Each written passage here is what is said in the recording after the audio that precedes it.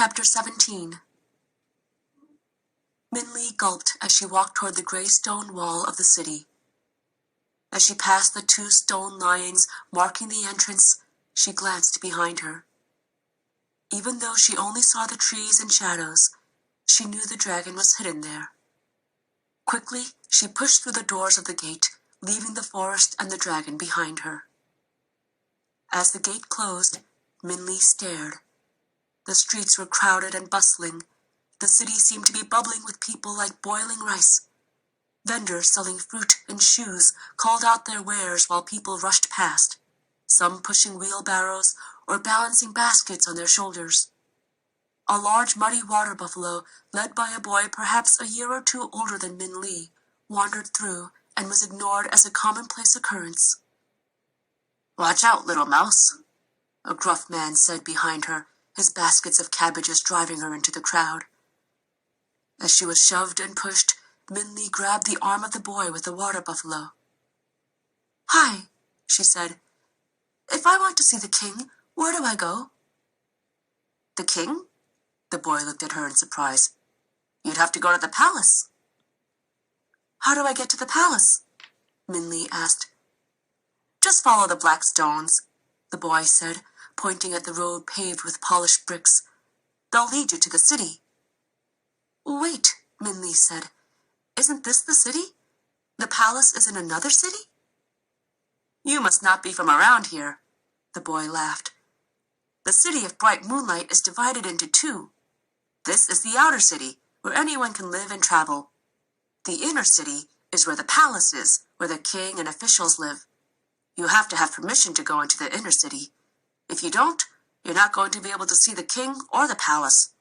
There are thousands of guards protecting the inner city. They won't let anyone through without permission." "I'll find a way," Minli said confidently. "Thanks." And she let go of the boy's arm and headed toward the black road.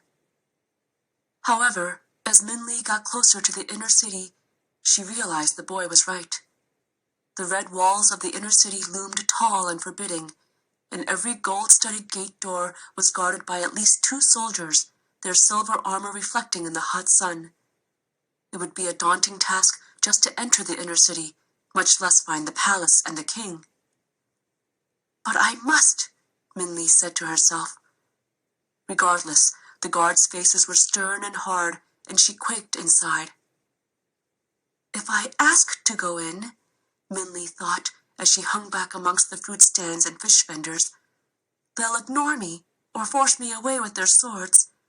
And either way, I won't be able to see the king. What should I do?" "Not as easy as you thought, huh?" a voice said next to her. Minli turned and saw the buffalo boy standing next to her.